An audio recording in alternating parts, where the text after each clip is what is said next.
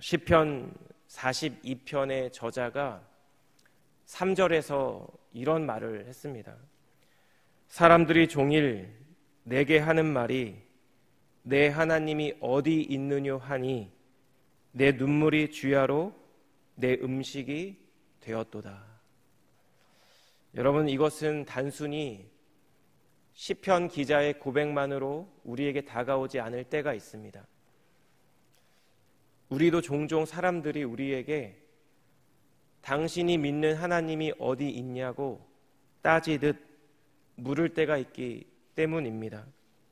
여러분, 그런데 문제는 나도 속 시원하게 대답해 주고 싶은데 나도 지금의 상황이 이해가 되지 않고 당황스럽다는 데 있습니다. 이러한 상황을 가리키는 용어가 하나님의 부재라는 용어입니다. 하나님이 계신 것은 알겠는데, 하나님이 존재하시고 그리고 하나님이 살아계신 분인 것까지는 알겠는데, 그 하나님이 지금 내 삶의 자리에 계시지 않는다는 것입니다. 여러분, 오랜 세월 동안 애굽에서 종살이를 했던 이스라엘 백성들의 마음은 어땠을까요?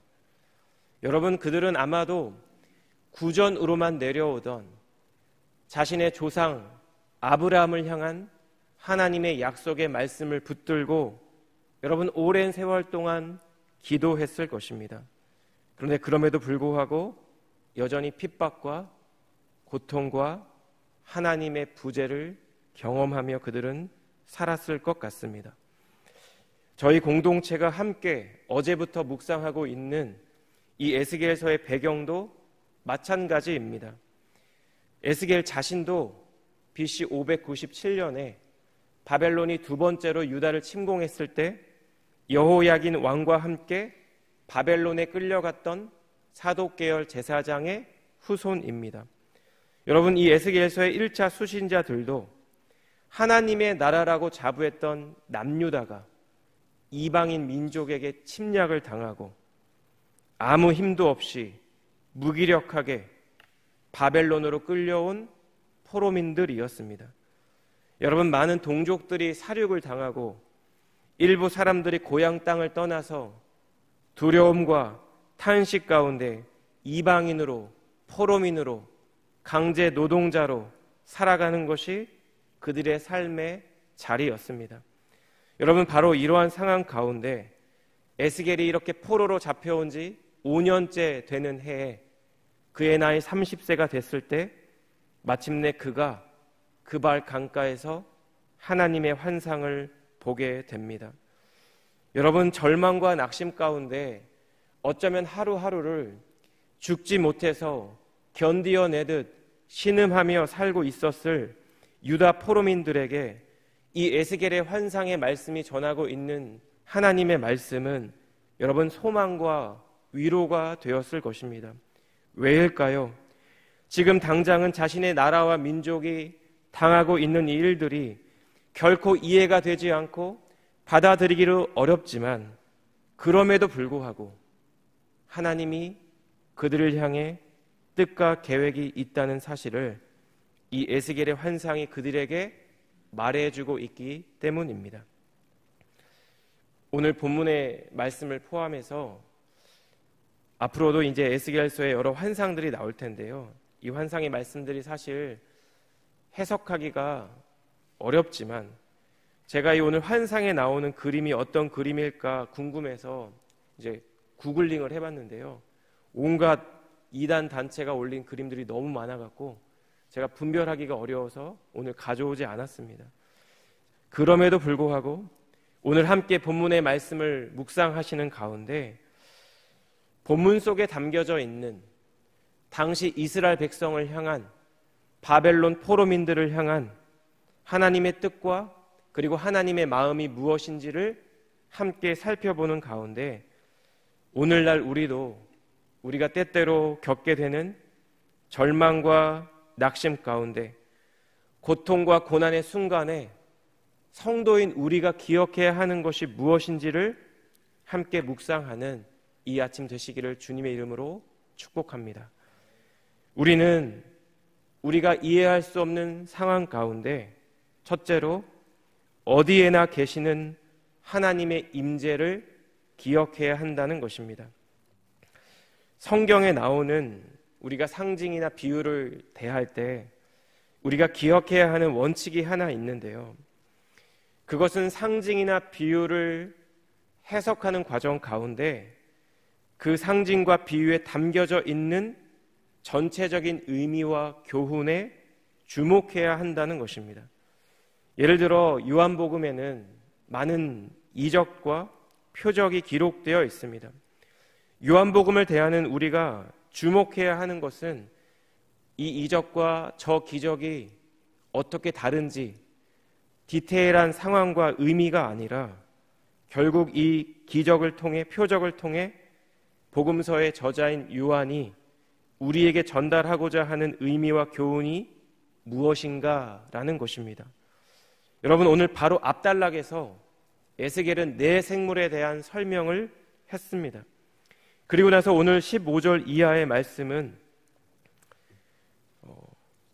좀 이해하기는 어렵지만 네 생물 옆에 위치한 바퀴의 모양과 구조에 주목합니다. 그래서 여러분이 흔히 이 환상의 이름을 수레 바퀴의 환상이라고 지칭하는데요. 제가 15절을 읽겠습니다. 내가 그 생물들을 보니 그 생물들 곁에 있는 땅 위에는 바퀴가 있는데 그 네 얼굴을 따라 하나씩 있고 16절과 17절입니다. 그 바퀴의 모양과 그 구조는 황옥같이 보이는데 그 넷은 똑같은 모양을 가지고 있으며 그들의 모양과 구조는 바퀴 안에 바퀴가 있는 것 같으며 그들이 갈 때는 사방으로 향한 대로 돌이키지 아니하고 가며. 여러분, 에스겔이 묘사하고 있는 이 대상이 도대체 어떤 모양인지 이렇게 형상화가 되시나요? 에스겔도 이 대상을 묘사하면서 무엇같이 보이는데 무엇 같으며 라는 표현을 사용합니다. 왜냐하면 에스겔 자신도 이 땅에서 이 세상에서 본 적이 없는 것이기 때문입니다. 15절을 보면 이 에스겔은 이 바퀴가 먼저 땅 위에 있다는 사실을 전달합니다. 바퀴가 내 생물의 전후 좌우 내 얼굴을 따라 하나씩 있기 때문에 마치 4개의 바퀴가 있는 수레를 연상시키는 묘사입니다. 2개의 바퀴가 이렇게 십자가형으로 가로질러서 연결되어 있기 때문에 구의 형태를 이룬 것 같은 모습을 전달하는데요.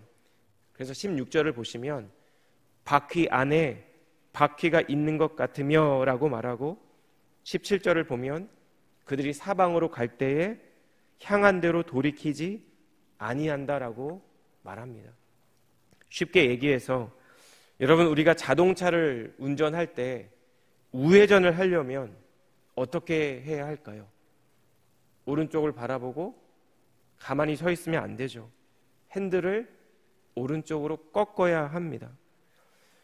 그런데 이 에스겔의 환상에 나오는 이 바퀴는 이런 특별한 구조로 인해 생물들이 방향을 바꾸지 않아도 전후 좌우로 위아래로 사방으로 자유롭게 이동할 수 있다는 것입니다. 여러분, 그렇다면 이렇게 내 생물과 바퀴가 자유롭게 사방으로 위아래로 움직일 수 있는 이유가 단순히 이 바퀴의 구조 때문일까요? 본문 20절과 21절입니다.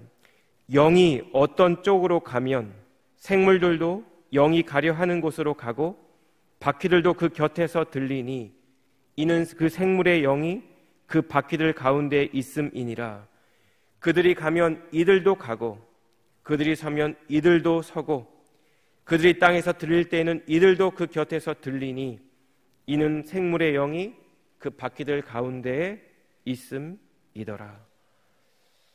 제가 읽어드린 이 20절과 21절의 말씀의 요지는 이 생물과 내 바퀴의 움직임의 원동력이 이들 안에 있는 영이라는 것입니다.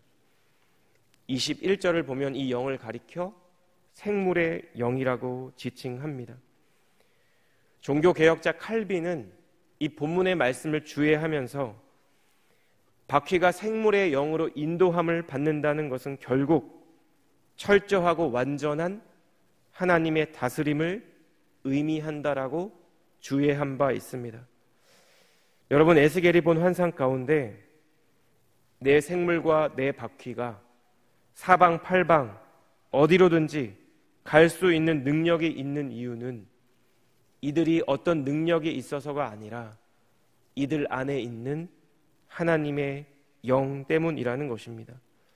하나님의 영이 어디든 갈 수 있다는 사실은 궁극적으로 하나님의 통치와 하나님의 주권이 미치지 않는 곳이 이 세상에 없다는 것입니다. 여러분, 바벨론에 있는 이 포로민들 가운데 에스겔이 전하고 있는 이 환상은 우상으로 가득한 그 땅에서 포로민으로, 노동자로, 피지배민으로 살아가고 있었던 유다 백성들에게 여러분 큰 위로와 격려가 되었을 것입니다. 왜냐하면 그들이 현재 하나님의 부재라고 느끼고 경험하고 있을지라도 에스겔의 환상이 말하고 있는 것은 이 세상 그 어디에도 그곳이 이방 나라라 할지라도 하나님의 임재와 하나님의 권능과 하나님의 영광이 임하지 않는 곳이 없다는 사실을 그들에게 전달하고 있기 때문입니다. 제가 20대 중반에 1년 동안 인도에서 단기 선교사로 있던 기간 동안에 제 모교회, 서울에 있었던 제 모교회 청년부에서 이제 단기 선교가 방문한 적이 있었습니다. 팀이. 그래서 저희가 함께 현지에 있었던 커다란 힌두교 사원을 방문한 적이 있었는데요. 저 앞에 세워져 있는 계단 위에 있는 저 사원을 가면서 커다란 광장과 시장 같은 곳을 지났습니다. 아마도 사람들이 그곳에서 제사드릴 제물을 사거나 아니면 장을 보거나 그랬던 것으로 기억합니다. 수많은 계단을 제가 한참을 올라가다가 이제 다 와서 제가 무심코 뒤를 돌아보았는데요. 제가 함께 그곳에 올라갈 때는 잘 몰랐는데 제 앞에 펼쳐지는 광경이 어떤 광경이었냐면 생각보다 너무 많은 사람들이 시장과 광장을 왕래하며 힌두교 사원으로 올라오고 있는 것입니다. 이 땅에 하나님을 모른 채 진리가 아닌 것을 진리라고 믿고 자신을 구원해 줄 수 없는 헛된 신을 구원할 수 있다는 신으로 믿으며 살아가고 있는 사람들이 너무나 많다는 것이 제게 피부적으로 너무 느껴졌기 때문입니다. 그래서 순간적으로 제 마음이 눌렸던 기억이 이제 거의 10몇 년 전 일인데도 지금도 여전히 제 안에 있습니다. 여러분, 이것은 제가 대학을 졸업하고 직장 생활을 할 때에도 마찬가지였습니다. 제가 속한 팀에도, 제가 속한 조직에도, 그리고 회사를 보더라도 너무나 많은 사람들이 하나님 없이, 예수님 없이 너무 당당하게 자신의 만족과 자신의 유익을 따라 자기 자신이 자신의 삶의 주인 되어 살아가는 모습들이 저에게 너무나 낯설었고, 저 사람들도 과연 하나님을 믿는 날이 올까라는 그런 마음을 제가 여러 번 생각했던 기억들이 있습니다. 여러분이 예스겔서의 독자들도 마찬가지였을 것입니다. 바벨론의 포로로 잡혀와서 각처에 흩어졌던 유대인들 중에는 여러분 조국의 참담한 현실 앞에 울분을 토하며 깊은 절망과 낙심 가운데 그렇게 하루하루를 살아가는 사람들이 있었을 것입니다.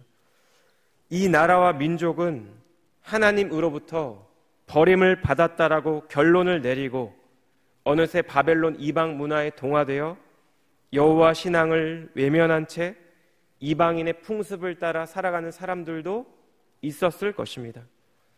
여러분, 그런데 오늘 본문의 말씀 가운데 에스겔의 환상이 전하고 있는 것은 하나님은 여전히 살아계시고 하나님은 여전히 우리와 함께 하시는 임마누엘의 하나님이라는 것입니다. 그분은 어디든지 하나님의 영광과 권능과 임재 가운데 함께 하신다라는 것입니다.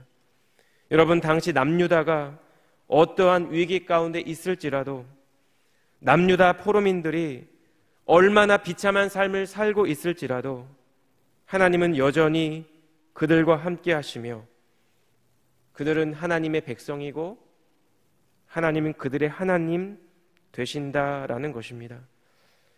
사랑하는 여러분, 어제나 오늘이나 영원토록 동일하신 하나님은 우리가 오늘날 살아가고 있는 삶의 자리가 어떠하든지, 우리 앞에 있는 기도의 제목들이 얼마나 버겁고 그리고 우리가 얼마나 낙심과 절망 가운데 있던지 간에 상관없이 설령 우리가 하나님의 부재라고 결론 짓고 있는 그때에도 주님은 여전히 저와 우리 사랑하는 성도님들 가운데 함께 하시는 하나님 되신다라는 것입니다.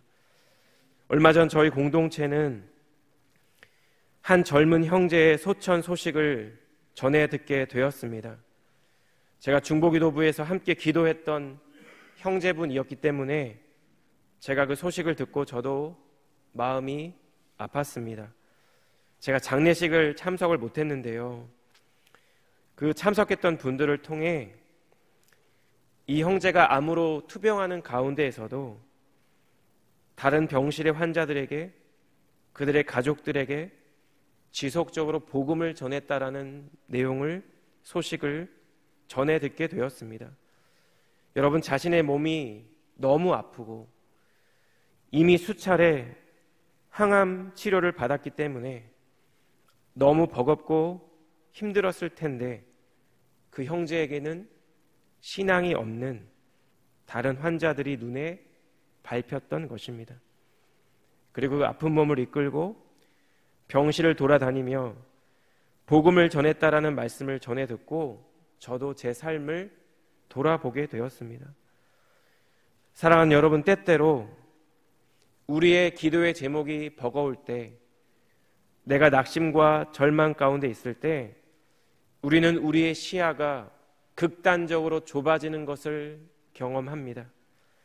그 일이 해결되기 전에는, 내 기도 제목이 응답받기 전에는 다른 사람을 돌볼 마음의 여유도 없고 그럴 에너지가 생기지 않기 때문이죠. 여러분, 우리의 삶의 자리가 아무리 비참하고 절망스러울지라도, 우리가 마주하는 삶의 자리가 고통스럽고 힘들지라도 오늘 본문의 에스겔의 환상이 우리에게 전하고 있는 이 말씀을 기억하며 여전히 하나님이 저와 여러분의 하나님이 되시고 지금도 여전히 권능과 능력 가운데, 임재 가운데 우리를 붙들고 계심을 기억하며 다시금 주님의 얼굴 앞으로, 주님의 임재 앞으로, 주님을 예배하는 자리로 다시 한번 나아가는 그런 참된 믿음이 우리 안에 회복되는 이 아침 되시기를 주님의 이름으로 축복합니다. 에스겔의 환상이 우리에게 전하는 두 번째는 이것입니다. 우리는 모든 것을 아시는 하나님을 기억해야 한다는 것입니다.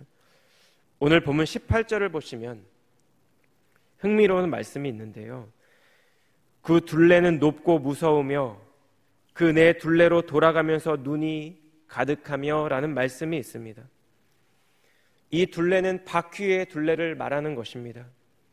바퀴의 둘레가 높고 무섭다는 것은 이것이 징그럽고 혐오스럽게 생겼다라는 것이 아니라 인간이라는 존재로서는 감히 감당할 수 없는 경외감과 기이함과 두려움을 가져다주는 존재라는 것이죠.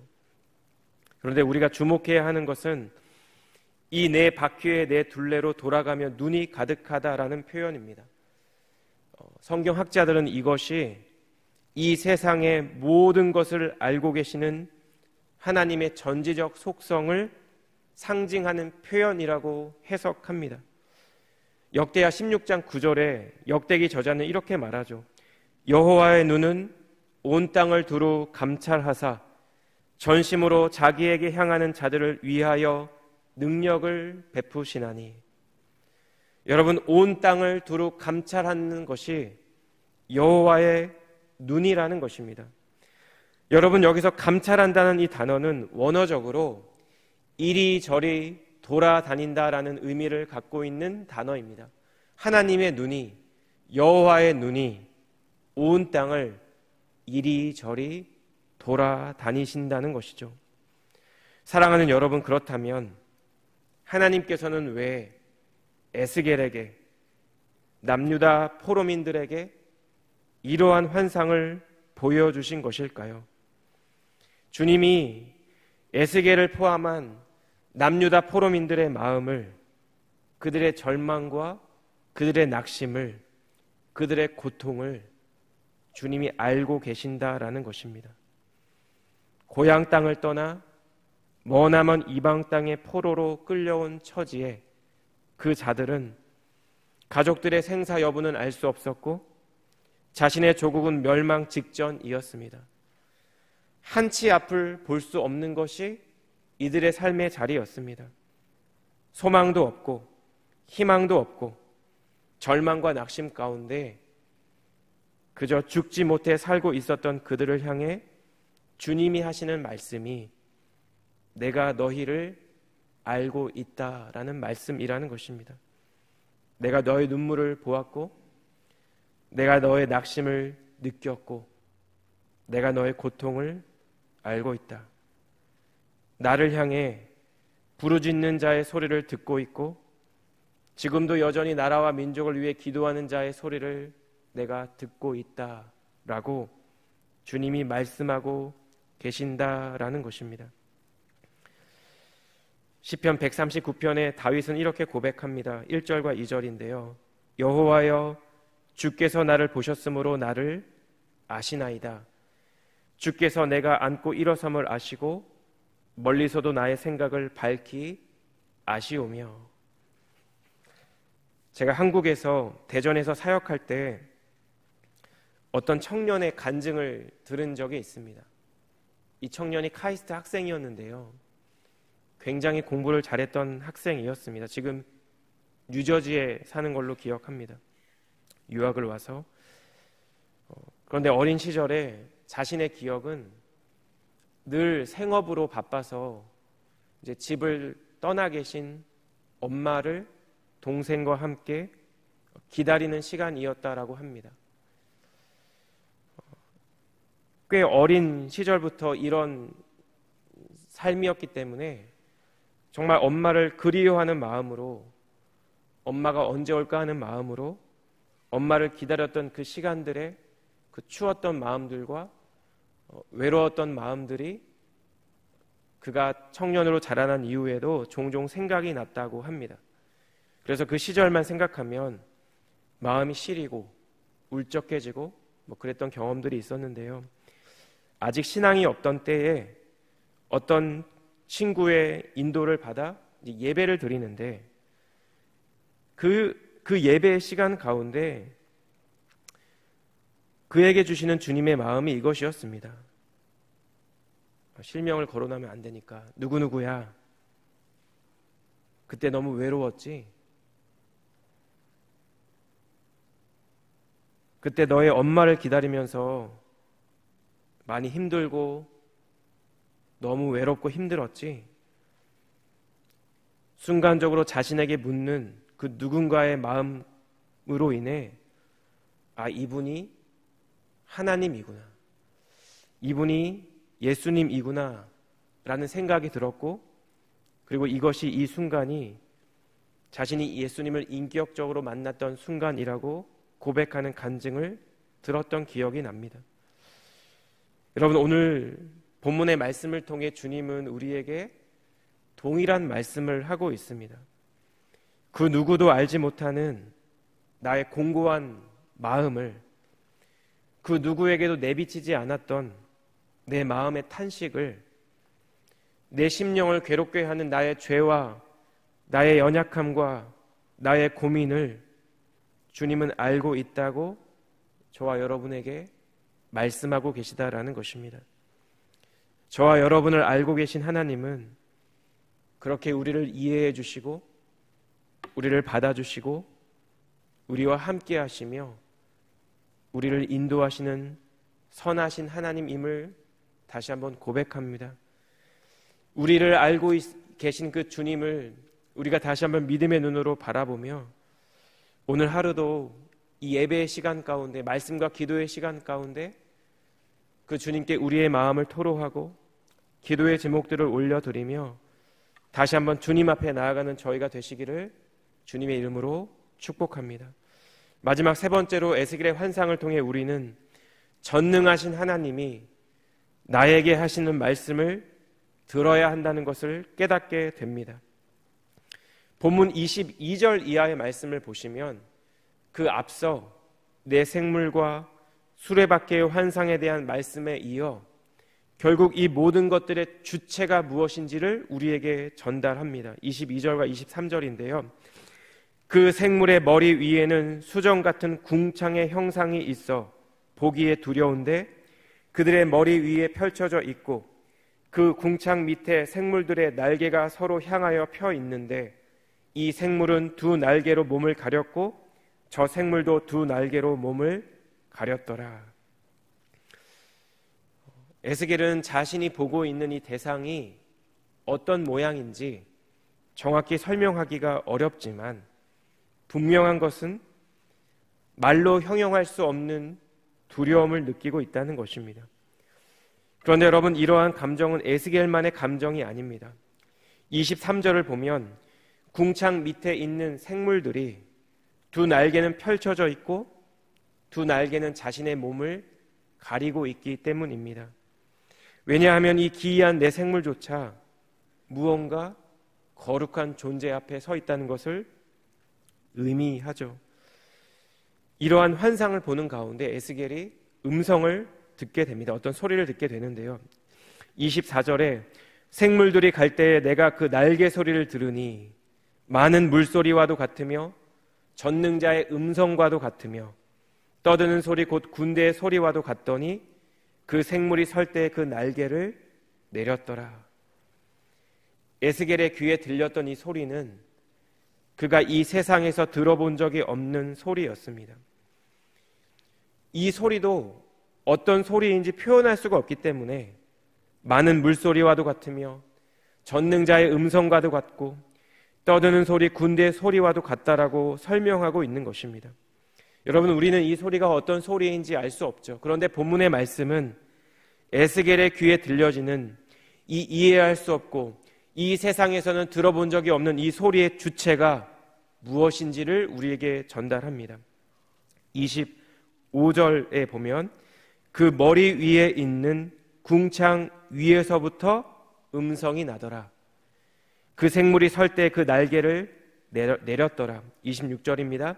그 머리 위에 있는 궁창 위에 보좌의 형상이 있는데 그 모양이 남보석 같고 그 보좌의 형상 위에 한 형상이 있어 사람의 모양 같더라.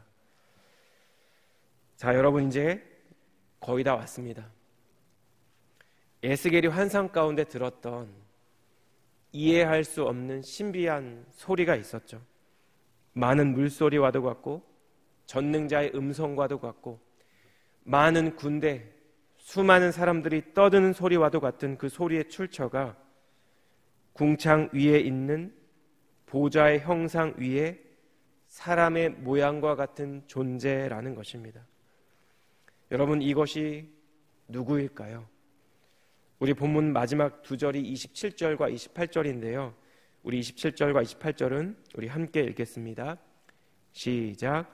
내가 보니 그 허리 위의 모양은 단쇠 같아서 그 속과 주위가 불 같고 내가 보니 그 허리 아래의 모양도 불 같아서 사방으로 광채가 나며 그 사방 광채의 모양은 비 오는 날 구름에 있는 무지개 같으니 이는 여호와의 영광의 형상의 모양이라. 내가 보고 엎드려 말씀하시는 이의 음성을 들으니라.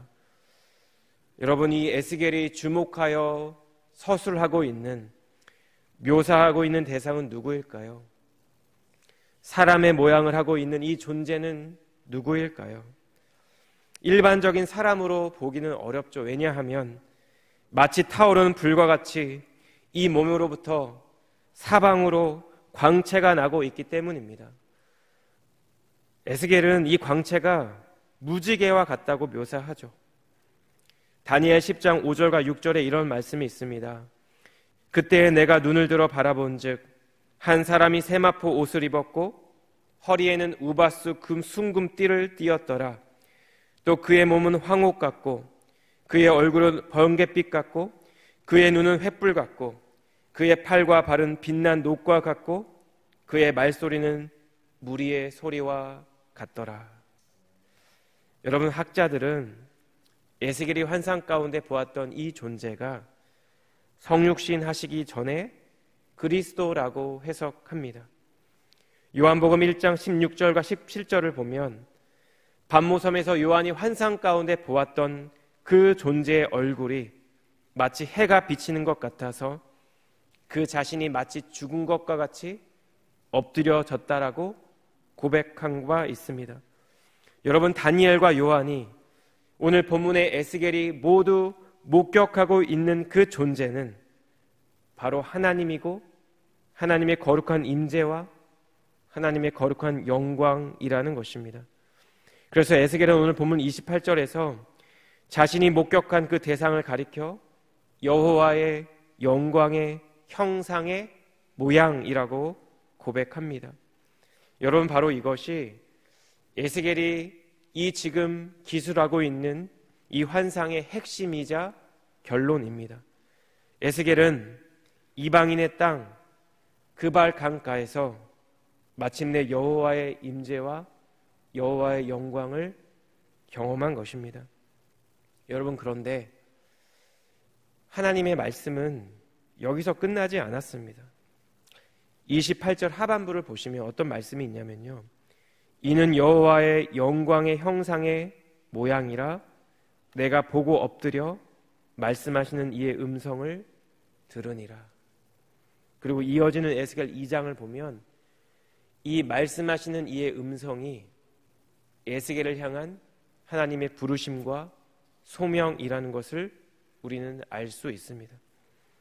여러분, 포로민으로 피지배 민족으로 비참하고 고된 삶을 살고 있었던 에스겔과 그 포로민들을 찾아오신 하나님은 환상 가운데 주님이 어떤 분이신지를, 주님이 얼마나 영광스러운 존재인지를, 주님이 얼마나 크고 광대하신 분인지를 친히 보여주셨고 더불어 에스겔에게 사명을 주셨다라는 것입니다. 여러분, 에스겔이 경험한 이 신비는 에스겔만이 경험한 것이 아니죠. 여러분, 우리에게도 일어난 일입니다.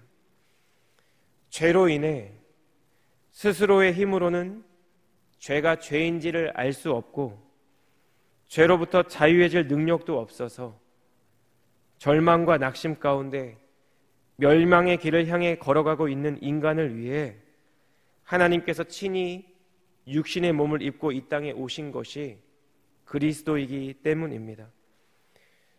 그 CCM 찬양 중에 What a Beautiful Name이라는 찬양이 있습니다.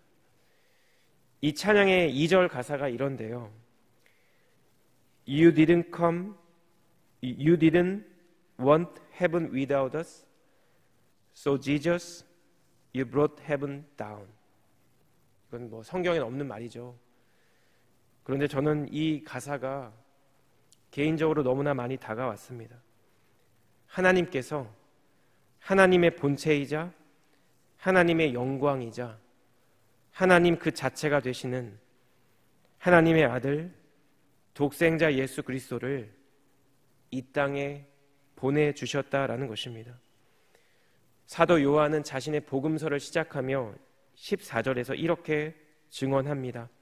말씀이 육신이 되어 우리 가운데 거하심에 우리가 그의 영광을 보니 아버지의 독생자의 영광이요 은혜와 진리가 충만하더라.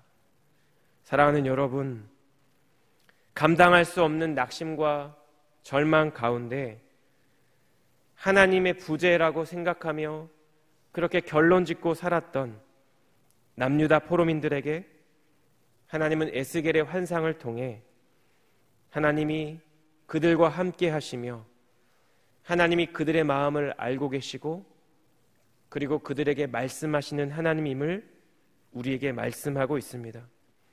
그분은 우리의 삶에 어디에나 계시고 우리의 마음을 아시는 하나님이시며 우리가 감당해야 할 사명을 우리에게 친히 주시는 우리의 하나님 되신다라는 것입니다.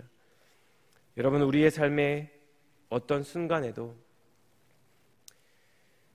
우리가 갖고 있는 기도의 제목이 어떨지라도, 우리가 얼마나 낙심하고 절망 가운데 있을지라도 우리와 함께 하시는 하나님을, 우리의 마음을 아시는 그 하나님을, 그리고 우리에게 친히 말씀하시는 그 하나님을 기억하며 여러분, 오늘도 주님의 임재 앞으로, 그리고 주님의 음성 앞으로, 주님의 말씀 앞으로 나아가는 우리 사랑하는 모든 성도님들 되시기를 주님 이름으로 축복합니다.